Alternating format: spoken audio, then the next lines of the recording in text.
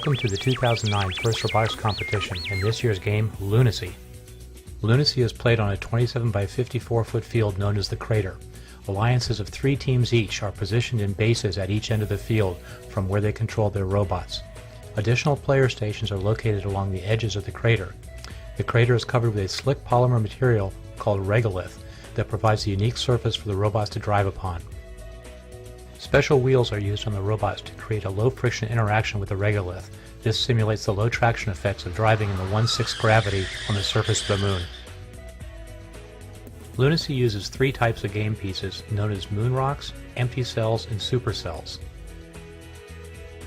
A trailer is attached to each robot. The trailers are the targets for the opposing alliance. The objective of the game is to get as many moon rocks and supercells into the opposing trailers as possible. At the start of the game, human players known as payload specialists are positioned in the outpost stations. Each robot is placed on their launch pad with the trailer touching the wall of the crater.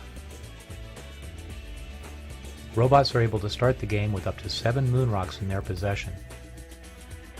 During the autonomous period, players in the corner fueling stations and the outposts attempt to launch moon rocks into moving trailers.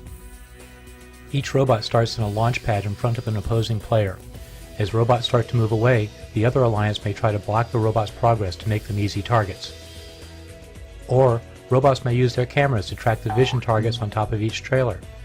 This allows them to track and score in the opponent's trailers. At the end of the autonomous period, human pilots step forward to take the controls. During the tele-operated period of the game, pilots guide the robots as they attempt to launch moon rocks into the trailers of the opposing alliance. Meanwhile, human payload specialists will also attempt to score moon rocks into passing trailers. Robots can also recycle game pieces back to the payload specialists. With a low-friction playing surface, robots will slide easily and high-speed collisions will be common. Bumpers are necessary to prevent damage. The outpost payload specialists can also deliver special empty cells to their robots. The robots then deliver these empty cells to their fueling stations. At the fueling station, the empty cells are exchanged for supercells. During the last 20 seconds of the match, humans or robots can score bonus points by getting supercells into opposing trailers. Each scored moon rock or empty cell is worth 2 points, and each supercell is worth 15 points in the game.